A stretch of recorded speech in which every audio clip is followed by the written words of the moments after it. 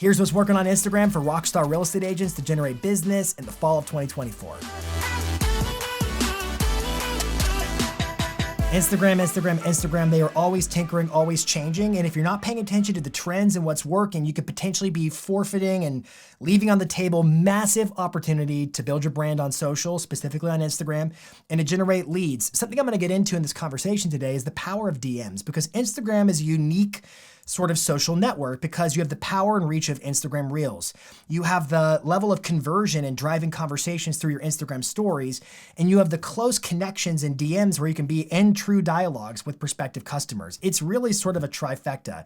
You get the content that broadcasts to a large audience. You get the stories that allow you to basically generate hand raisers, and then you get the DMs that are going to be a really wonderful space to have back and forth dialogue, because we know conversations lead to appointments and appointments lead to sales. Now, today's discussion is an interview. It's all about Instagram, but I have a very special guest. I'm going to be interviewing, or interview is probably the wrong word. I'm going to be having a back and forth conversation with one of my coaching peers, Coach Jeff Bannon, who's one of our Tom Ferry coaches and has just a world of knowledge when it comes to social media marketing, specifically on Instagram. And let me tee this up for you. Jeff reached out to a handful of our top producing Instagrammers within our Tom Ferry coaching ecosystem and solicited their very best practices. What's working in the fall of 2024 on Instagram to get business. And he and I are going to spend the next 30 plus minutes breaking down that list of strategies and tactics on Instagram that work right now. Now, this conversation is designed to be practical. This is not going to be for gearheads. This is not going to be super algorithmically deep. We are going to talk some about algorithms, but ultimately you're going to leave this podcast, this interview, with strategies and tactics and actionable advice that's going to help you grow and scale on Instagram. So without further ado, let's jump into my interview with rockstar coach Jeff Bannon. Jeff, thanks for coming on the podcast, man. Yeah, it's my pleasure. Thanks for the invite. Yeah. So I already teed this up a little bit for the viewers and the listeners. We're talking about Instagram, and what I understand is, in preparation for the show, because you and me and so many of our coaching rock stars are social media savvy, Instagram in particular is a forte for a lot of rock stars.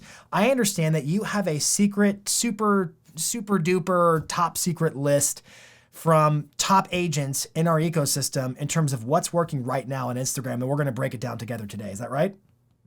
I sure do. And they all got a text not too long before the show. And I said, keep it simple, but talk to me like you're talking to a friend who needs a little bit of extra help, either getting going or getting the next opportunity from Instagram. And we've got some good, fun feedback from those friends in our ecosystem. Yeah, I think that really is important, because Instagram, I know so many agents who are crushing it on Instagram, but I also know a lot of agents who are trying to dial it in.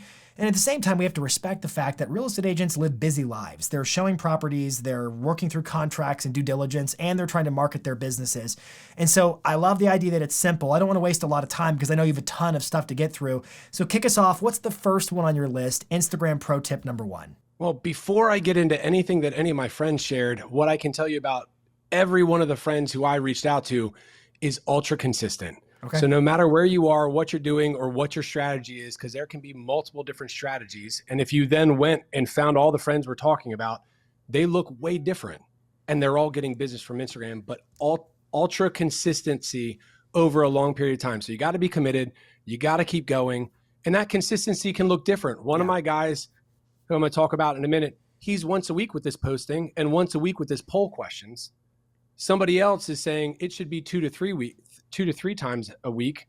Again, it varies, but it's got to be ultra consistent over a long period of time. That's the number one start off. I had that same conversation with one of my coaching clients today, as a matter of fact, talking about there is a tension between reach and engagement. It really boils down to, what are you trying to accomplish on Instagram? If what you're trying to accomplish is a lot of engagement, you want to saturate your existing followers, then you don't have to post every day to do that. But you do have to be consistent. If you want to get growth, there was a study that Later Media did a while ago, and it analyzed hundreds of millions of posts. And what they found is accounts that are publishing once or twice a day have a faster velocity of growth. They get more followers. And the math is really simple. They get more reach. Why do they get more reach? Because they post more content. But each of those respective posts tends to garner less engagement because it has less time to bask in the sunlight. So I think it really boils down to being consistent. And I guess you have to consider a couple of variables. One, what are you capable of in terms of your own disciplines, your schedule, your support? Don't try to post more than you can, and recognize that consistency matters, whether it's once a week's a little light, but if it's twice or 3 times a week versus every day. But the more you post, if you're posting every day consistently or 2 times a day consistently and you want to get a lot of followers, definitely the game of getting followers, I would say, I want to know your opinion. If you want to gain followers rapidly, that's going to require more frequent posting. But I don't know that that's worth all it's cracked out to be, because a lot of times you get followers who live here, there, and everywhere, and you actually get this noisy base of followers who aren't really very sticky or loyal to your local marketplace. Thoughts? Yeah. Well, so here would be my thought. My very first thought on that is find a way to create meaningful, hyper-local content that will actually attract both views and also shares. Yeah. So if we can create shareable content, Yeah. that gets to be really, really playful and helpful. And so the first person who I want to talk about is a guy who I've had some great conversations with and have been watching him really, really grow. His name is Sam RP. Yeah. If you go on Instagram, Sam RP, and what he's doing is really, really special. And here's the wild thing. I typically would encourage somebody, put your face in the content. He doesn't have his face in the content at all, except for every once in a while in the story. So again, various different styles of people we're talking about. He only posts once a week, and it's all in Boston. And he's always doing home tours, and it's with his iPhone, and he's spent $0 on it. And how would you feel, Jason, if you had, I'm looking at actual notes here, 429 leads in the last 14 months, 429 leads of that. How do you define a lead? 352 have engaged. What'd you say? How are you defining a lead in this context? Okay, I'll break it down for you in a second. All right. And we'll get into the strategy here in a second, but he posts once a week a home tour that's handheld iPhone, not even on a gimbal. Wow. And he goes back and he does a voiceover, but it's very polished. He's figured out his process. He's been doing this for over 2 years now. The first year he got almost nothing from it. But then July 10th, 2023, he had his first video go viral. It hit about 100,000 views after having a whole lot of a little bit of growth. So that's why you got to be committed. You got to stay ultra consistent for the long term. But from July 10th until right now, 429 responses to what he calls a hand raiser. Okay. So he'll then do questions along the lines of, do you have plans to own your own home by the end of 2024? Do you feel like you might want to buy a home in 2025, or are you a first-time home buyer and don't know where to start? By the way, he today was asking about how do we target more sellers, and we'll get to that in a little bit. So Jason, if they're listening, we'll hook them till the end. Remind me about that. But this week alone, he's had 20 to 30 conversations in the DMs. As far as what we consider a lead is somebody who responds to one of those hand-raising either questions or like a sticker post. Of that, he's had 352 that have engaged back. So anytime somebody raises their hand and says, I want to talk, I love how he puts it. He said, Jeff, it's like an open house. Like if somebody walks into an open house, if you ignore them, you won't get any good from the person who walked through the open house. So make sure you keep social, and you engage them in the DM. They raise their hand, they tap the sticker, they tap the response. He's then going in and he's engaging them in the DMs. And then 352 have engaged back so that's 82%. Of those, he's ended up on 56 phone calls. Wow. That's average of 4 phone calls per month. I have a question. Go ahead. Yeah. I think a lot of our folks are wondering, okay, so he's posting once a week, it's a home tour. And I have 2 questions. One, is the CTA that he's putting in, this question, is it during the home tour or is it a separate post? Great question. And my second question, it's not during the home tour. Okay, so so it is once a week home tour, and then separately he's got these CTA posts, because you mentioned a story sticker a moment ago. I want to get clarity on that. And then the second piece I want to clarify is, are these locals, or is he getting leads here, there, and everywhere from here to there? Yeah. How is he keeping it local? Most of what he's doing, not that other people aren't following along, but if you go to the top of his grid, it says coolest home in Boston. That video has 532,000 views, but more importantly, 25,000 shares. And if you go to the very next one, which is his best performing post ever, and he posted a few days ago, it is it says perfect vacation house ? But then right below it says property tour. If you want to buy a house that makes you feel like you're on vacation 24/7, come check out this. And it's in his market. Okay. It's in the outskirts of Boston. And that one has had 14,000 plus shares. Okay. And so again, this is iPhone made. You guys don't need a videographer. You don't need all sorts of don't get in your own way. But yes, he's posting those once a week to keep up with the consistency, and the consistency we believe is what's feeding the algorithm, and it is good polished content. And then he is doing these story posts typically once a week, sometimes twice, but he says he ends up having too many conversations back and forth to handle the volume of more than once a week. All right, let me see if I've got this to make sure I'm fully listening actively.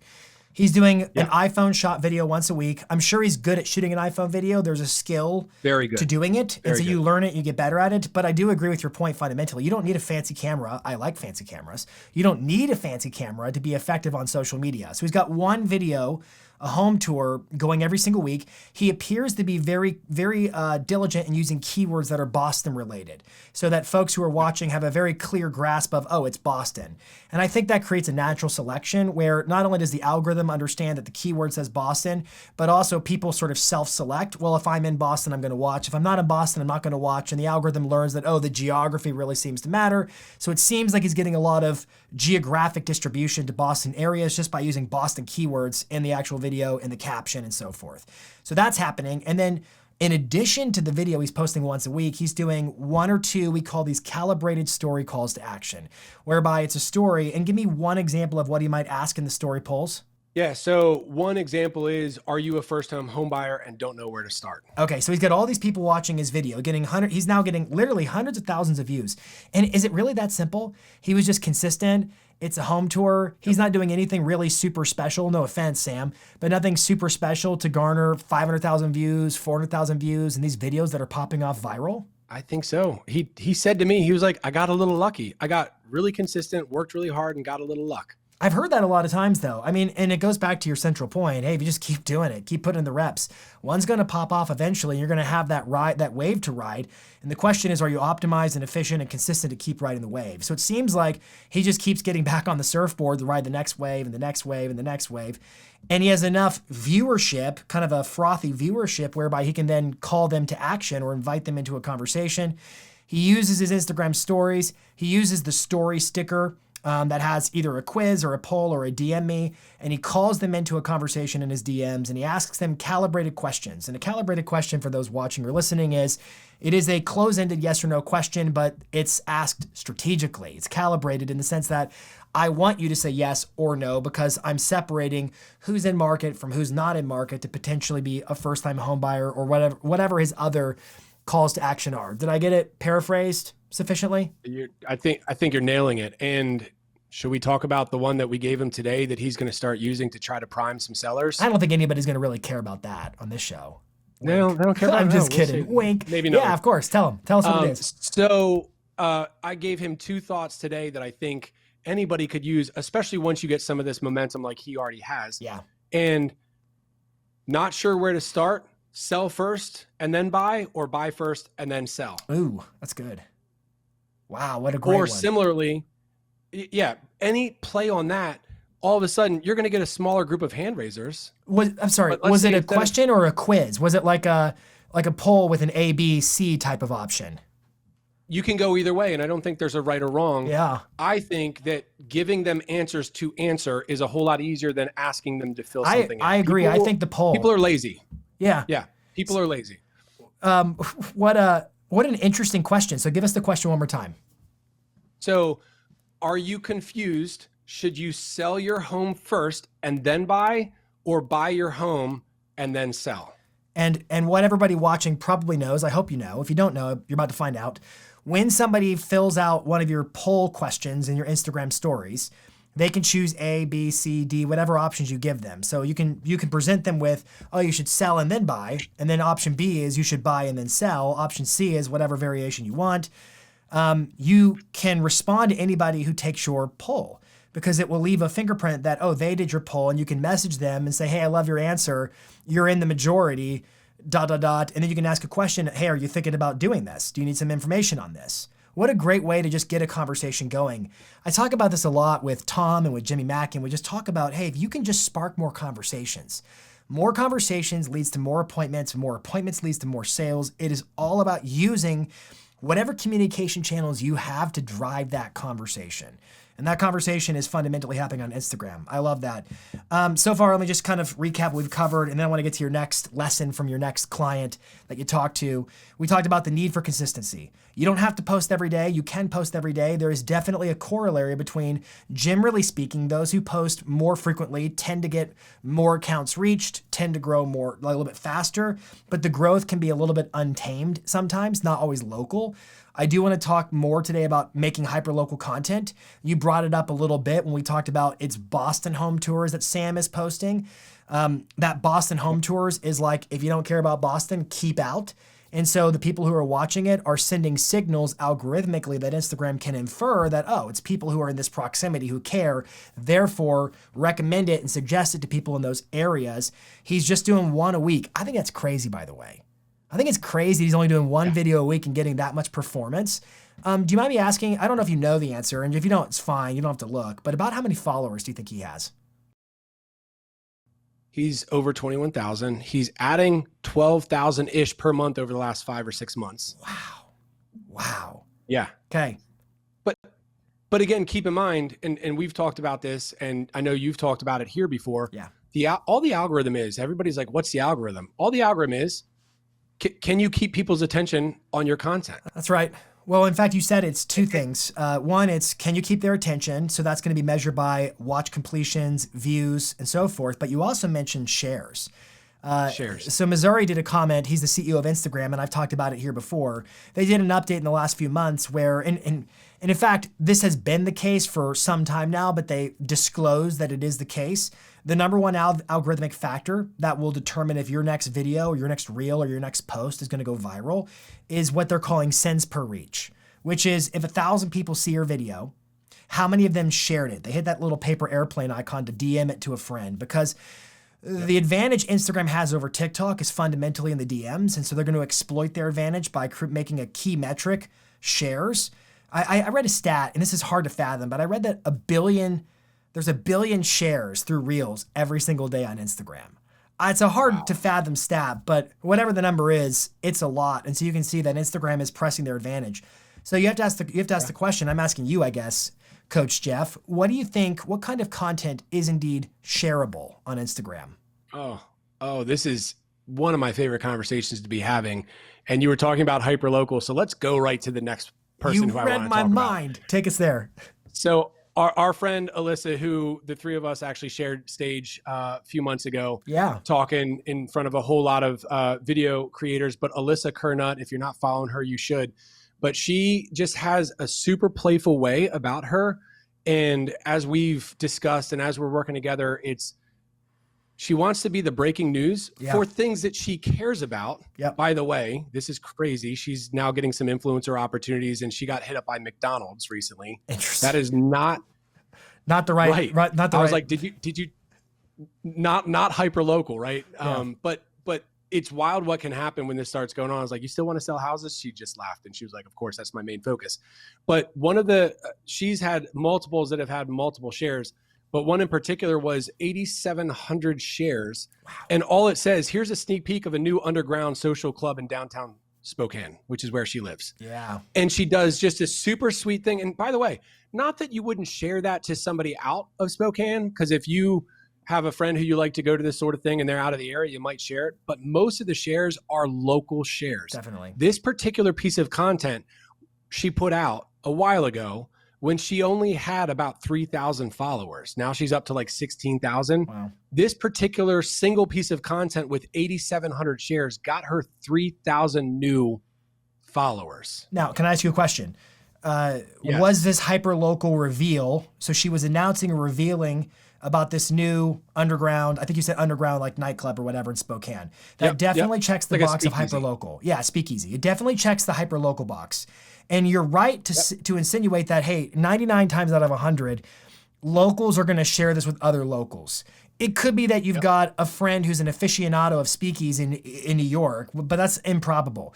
99% of the time, they're going to share it with other locals, which is going to basically tell Instagram, hey, look, they're sharing it with other people who, you guessed it, live in Spokane. So ergo, suggest it and recommend it to more people who live in Spokane. So making hyperlocal content is self-fulfilling in the sense that because shares are the number one metric, it's going to get shared with more locals, and it's going to inadvertently or directly cause Instagram to show your content to more locals. So I'm willing to bet her growth in followers is locals. Is that true?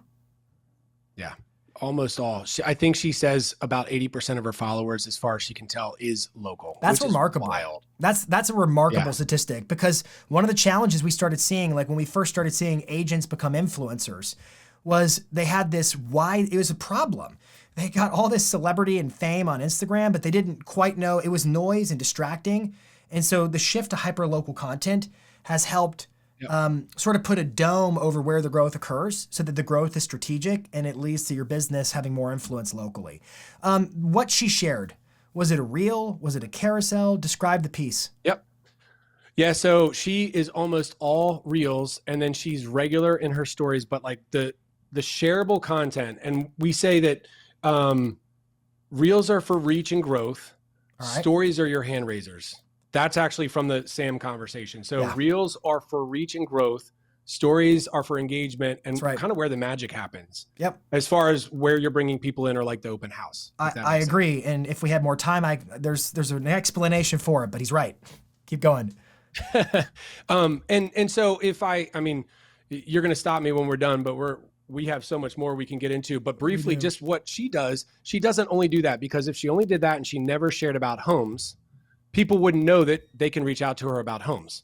True. She's also super nice, playful, bubbly, and approachable, which is one of the feedbacks she's gotten from all sorts of folks. But she can't always keep up with it if she gets a big influx, but she does her best job. When she gets a follow, she sends a DM saying hello. And she said that's the icebreaker of the conversation. Because of her doing that, it sped the reciprocated conversation up. So then occasionally somebody will then send her a message and say, hey, can I ask you a real estate question?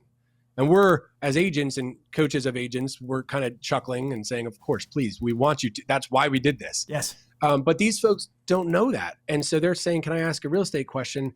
And our entire focus is, how do we take them from that, I've got a question, to let me collect your information and let's actually schedule a phone call. That's really good. It's really strong. All right. So next lesson on this one is, hey, it's really great to make hyperlocal content, but if you don't have a way to funnel that interest into real estate, then, I used to make this joke years ago, back when blogging was super popular amongst agents, a lot of real estate agents just started doing like food blogs. Hey, there's a new restaurant. There's a new restaurant. There's a new restaurant. And then people were like, oh, you're a real estate agent? I just thought you were a food critic. And so you have to, the same principle applies in your social media content. You have to be able to lead people to the ultimate service you're performing for them. I was thinking about the book, $100 Million Leads by Alex Hormozi. And he talks about this idea that, hey, you should naturally be leading people through a process that ultimately culminates at the fulfillment of your core service. What is your core service? And that is helping folks buy and sell real estate. And so how are you funneling them that way?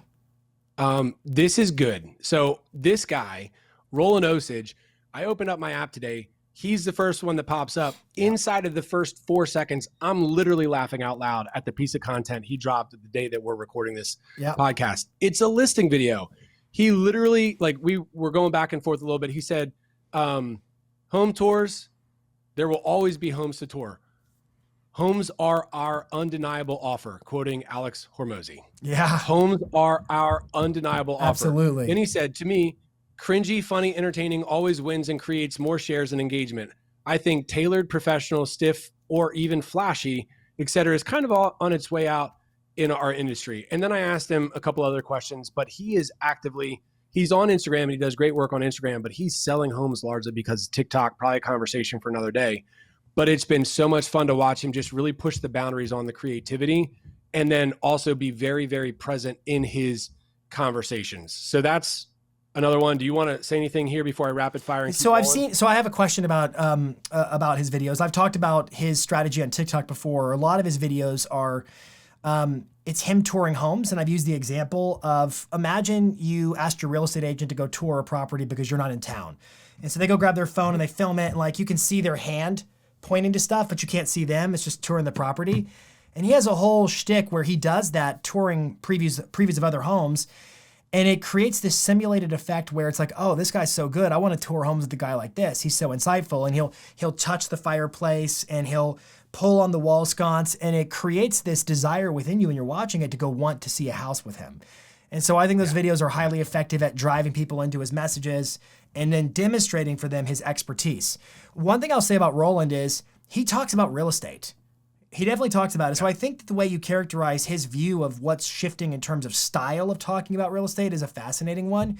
I guess I would ask you to phrase it like this. What's the big takeaway for the listener or the watcher right now?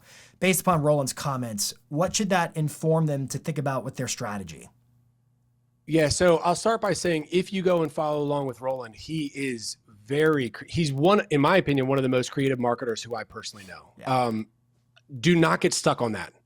The other side of that is he is very him in the videos. So if you what Jason just described when he's showing the home and he's touching the things and all that, if you ever spend any time with the guy, so he is. You're like, that's the same guy who I met in the video. So be as you as you can be in your video is going to be so important.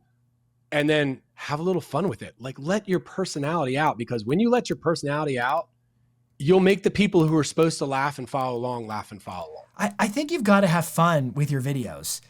There's a lot of people who, allow me to say this. Video is the ultimate marketing medium. It is the media of the day. Yet not everybody has the same level of comfort with video. So what can you do to become more comfortable in video? One, you can, gulp, do it, get the reps in and find confidence that you get better and better. Two, you can do it with a buddy. If you're nervous to be on video alone, bring a friend and do video together so you're not alone.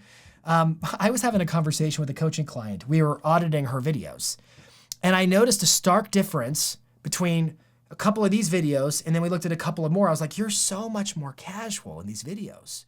You're so much more engaging in these videos. What changed? Do you know what she told me? She said, I'm wearing different shoes. I was like, so your feet hurt in those videos? She's like, they were killing me in those videos. I changed into flats or whatever she did. And I was laughing. I thought, hey, you've got to find a way to be yourself on video. And maybe it's as simple as change your shoes. Maybe it's as simple as put in the reps. I think do it with a friend. Yeah, do it with a friend. Do it with a friend. Do it with a friend. I had a client where I worked with a team member on his team once. He was so terrified of video. And so we set up a whole intervention where he doesn't realize they're live together. And we basically tricked him into it. And then he got the bug and he started doing it and becoming like a video rock star because he had to get over that first threshold of doing it and being himself. But I would encourage you, how good you have to be on video. You can measure your effectiveness on video by how closely you resemble the person somebody would bump into at church, at the grocery store, when they met you at a listing appointment. You got to do you. And if the camera is a source of intimidation, I had a client once who was so intimidated by video, and this is cheesy. We got her a teleprompter so she could not see the camera. And I recorded a video of me just nodding my heads in agreement. It was like a 60-second looping video of me just like, oh yeah, great point. So that she would just see me agreeing with her in the camera on the teleprompter instead of actually seeing the camera. It's just, how can you think differently to get out of the box that's limiting you from leveraging video? That's all that it is. Yeah. Yeah. Well, by the way, if we're talking about like, how do you get unstuck for those of you who are still listening and are like, I'm still afraid. Yeah. Record video every day and throw it away. Yes. Record video every day and throw it away. And if you really, especially if you're in coaching, record video every day, throw all of them away at the end of the week, but send one to your coach. Yes. Yes. And the crazy thing is, and if you don't have a coach, send it to a friend. You're probably going to get some feedback. More than likely, it's going to be like, wow, that's pretty good. I like it. And you'll be like, I thought it was terrible. No, it's probably pretty good and probably pretty helpful if you're a knowledgeable agent who could be serving your community. It's not about you anyway. It's about the people who you're trying to serve and help. Do you know who likes themselves on video? Like when you think about the kinds of people who like themselves, like total narcissists like themselves. Like, look at me. Yeah. The best part about taking as a selfie is getting to watch myself do it. It's natural to be a critic of yourself. And so when you put it out there for review and feedback, especially from a coach and somebody whose opinion you trust, and you get encouragement, that's going to light a fire where you think, this is possible. I could really do this. I've got 2 coaching clients right now. One who hired a video. And by the way, I'm not promoting hiring a videographer, but she knew she needed support with the Yeah. volume that she has. She hired a videographer. She's 3 months in. She has gone just straight up on video, which That's has great. been really fun. And I've got another one on YouTube kind of doing the same thing, and she's Yeah. recorded it all herself. And it has been wild. In fact, the one who I was mentioning, it's just been fun. She literally said, hire somebody. If you don't know how to do it, consistency is key, and know where your people are. As in, like, who are you talking to? You got to figure out who are you talking to. That's right. And a lot of my business actually comes from LinkedIn. She knows that, but she's like, I'm making an Instagram video, but I can share it on LinkedIn too. Yeah. Because her husband is in and a lot of their friends are just, that's where they spend time. And then she also said, I got to show up in the story. She literally said, I don't like it, but I've talked to enough friends that said that's where the business actually comes from. So I'm going to show up on the story, which is awesome. So but again, she's got the videographer for the reels, but the stuff that dies after 24 hours is just done on her iPhone. And today she posted one and I'm like, that was really insightful, helpful, and you should go make a reel out of it because it was so good. And it was just done her and her iPhone. Faith Barrett. By the way, she just put out the most amazing I saw it recap. about the community. It was beautiful. So good. Anyway, use your IG to be the mayor of your own town, not just for real estate, i.e. highlight new stores, developments, businesses, et cetera. Sounds a little bit about like what Alyssa's doing. And then to really feel more relatable, especially to if home buying isn't on the radar. And here's the reality. 90% of the time, people aren't thinking about buying or selling. She wants to keep those folks engaged too. That's good. The second point that she said was story tell over just promote a transactional thing. No one cares about how many houses you sold, which, by the way, if you have a playful way of sharing how many houses you sold, cool, but tell the story instead. That'll be even more impactful. They are more inclined to see how you did it and then create the conversation. For example, oftentimes when you tell the story of maybe how a home buyer just got into a home with $0, makes a silent follower raise their hand and say, I'm in that exact same position. Will that work for me? That's good. All right, there's a lot in what Faith shared. That last one you shared about I'm in that same position. Can you share it with me? That reminds me of Shannon Mangan. So she crushes Instagram. I don't know where her email is. She once emailed me before. And she said it so well. She said, everybody's always trying to time real estate. And some people, a lot of real estate agents go, hey, it's the perfect time to buy. It's the perfect time to sell. And she was like, here's my philosophy. My philosophy is I'm here and in business today to serve whoever is in market to buy or to sell right now. And so I will always focus my content on how can I offer those folks value? How can I give them insights and hacks and tips to make the best of whatever the market is, good, bad, or otherwise? It's not about telling people to wait because the people who are buying now aren't choosing to wait. It's about telling them what they can do right now. And so your example of how she got a buyer in for 0% down is something that a lot of people might struggle with. If you look at Shannon Mangan, it's the same thing where she's just giving, I call them like home buyer hacks, home seller hacks. She's just sharing wisdom and insights that may be the trigger that gets somebody to go, oh, that's me. That activates me because I've got that problem. And if you can just all day, every long solve more problems in your content, it's like what Tom Ferry says, the bigger the problem, the more profitable the business because you're addressing a challenge. Yeah, you're addressing a challenge folks are struggling with. So I love that. I also want to break down more about what Faith said in terms of storytelling. I think her point about, if I understood properly, she was saying that telling how they did it versus just we sell more homes than anybody else is the act of telling the story. Is that what I heard? Did I hear that right? Yes, 100%. Show me. So it's not, hey, again, you can say I sold 10 homes this month if you did, and that's cool. And if you do it, I'm not busting on you for that. But she's saying, tell the story of the 10 homes you sold. Well, and what if I sold 10 homes this month? They were all undervalued. I price gouged the market. I mean, it's like, I'm being sarcastic and facetious, but to her point, to how we did it, how we broke a record. Here's how we did it. How we sold this home over ask. Here's how we did it. All of a sudden, that's so much more compelling. So I understand that the idea is social proof. We sold 10 homes this month. But the social proof of 10 homes this month versus how we did it and why it mattered to the bottom line of the seller is so much more meaningful in terms of having influence on a prospective customer. When I was still in sales, I'm focused on coaching now, but when I was still in sales, instead of like a picture of the home or even the couple, it was always a sold selfie. And then it said, oh, these are the days we live for. And then I would go into storytelling mode. And I would always tell the story along the lines of, here's at least one hurdle that we had to overcome. Because I'm not trying to paint some fairy tale, oh, this is easy, because oftentimes we all know it's not. There's some sort of hurdle or challenge. And then I talk about how the client trusted me. So the whole time I'm literally telling the story of how I want my viewers who might become clients to trust me. Go back to what she read a moment ago. This may be the moment to conclude with. She said something, you were reading it a second ago, about the reason she makes hyperlocal content, maybe featuring local business spotlights or things of that effect, is because not everybody's looking to buy or sell right now. Read that again, what she wrote. To really help. So use your IG to be the mayor of your town, not just for real estate. Examples are highlight new stores, developments, businesses, et cetera, to really help feel more relatable, especially if home buying isn't on their radar. And I have a thought, and you actually said something, be the trigger. Let's say people are moving every 10 years. I know that the number changes. Yeah. We all know that if people are moving every 10 years and you have 100 people in your database, 10 of them are moving. Yeah. The stat that nobody talks about is 90% of those 10 people who are moving don't know they're moving at the beginning of the year. Something will trigger them throughout the year. Can you be the trigger? That's such a good point, and so man. what everybody has talked about, or what everybody who we've talked about today and some of the others that we didn't get to, they are all actively being the trigger.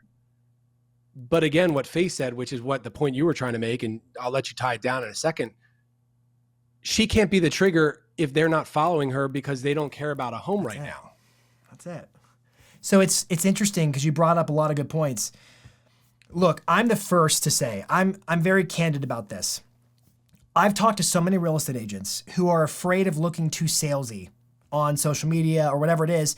So they hide and they turn into secret agents because they don't want to get mislabeled as that salesy agent.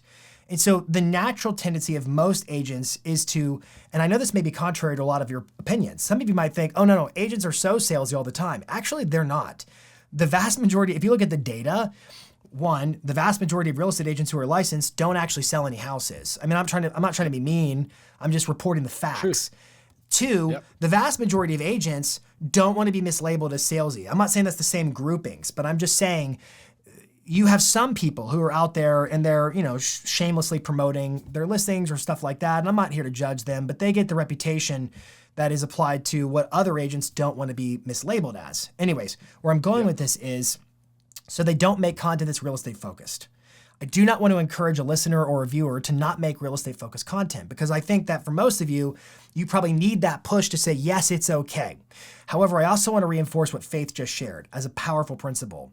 She's building local influence that can be leveraged to be able to serve offers that meet the needs of prospective customers in her audience. She's building an audience. When you think about marketing, a lot of marketers put advertising before audience. So they start throwing ads about, we can help you, we can sell you this, we can do this for you, we can do this. What she's advocating for is you've got to build the audience so that you can then advertise to them. It comes first and then this. First, the audience, people who subscribe to your thought leadership. They recognize you as a local leader. They see your value. They know you, they like you, they trust you, and they're aware of the fact of who you are in the marketplace so that then you've earned the right, quoting Phil Jones here, you've earned the right to make a recommendation. You've earned the right to be able to reach out and maybe be the trigger that activates their awareness for, hey, you know what? We're going to make a decision to buy or sell. I'll give you the final word, but I'll share this for my final word before we wrap up the interview. I was on a coaching session earlier today, and I was we were talking about making content and marketing. And I made the comment, I said, no real estate agent can convince a buyer to buy or a seller to sell. You can't decide it for them. It's their decision. Somebody decides they're going to buy a house. Somebody decides they're going to sell a house. The interesting part, though, is what made them decide it. And the information that they were presented is what made them decide it. You cannot make somebody buy or sell a house, but you can be the source of information. Nobody can make an informed choice unless they're presented with the right information. Now, they can make misinformed choices with the wrong information. They can fail to make choices when they're lacking information. Thus, it becomes incumbent on you, the real estate professional, to use the channels of the day, like video and social, to be the source of that information so that consumers have what they need to make informed choices. And when that information hits them at that right moment in time, it's going to turn them on like a light switch, and all of a sudden they're going to be activated. And they're going to be looking at you saying, thank you, I didn't know I could do that. I didn't know I could get in 0% down. I thought I was cashed out. Thank you, Faith. I love that. And just to, I guess you said I get the last couple Yeah, words. you get the last word. I had a very abrupt ending. I really didn't land. No, but this perfectly ties into that. This perfectly ties into that. Kayla was the one who I talked about, who suggested if you need the support and you can afford it, yep, maybe you do go hire the videographer. She's not even trying to get new business. She just wants to stay in front of all her past clients in Sphere, and she runs a great business. Kayla Schmidt from Denver. Earlier today, we were jamming on a coaching call and literally said, I asked her, I was like, why don't people live in their dream home? And she said, they're scared they can't attain it or they can't afford it. And because of this, they can't even dream it. Wow. I'm getting chills over here. Right. And then I volleyed back. I was like, if you can't dream it, you'll never make it a reality. And she said, yeah, and my job here is to help them dream it. That's so good, man. Solve problems. The bigger the problem, the more profitable the business. Everybody wins. Solve problems and leverage the media of the day to do it. Jeff, thanks for coming on, man, to talk about Instagram. As always, dude, let's do this again. Let's do like a part 2 or a part 3. I mean, you're one of our top social media marketing styled coaches, and we're so glad to have this conversation. Thank you. I love it. Until next week, this is This Week in Marketing.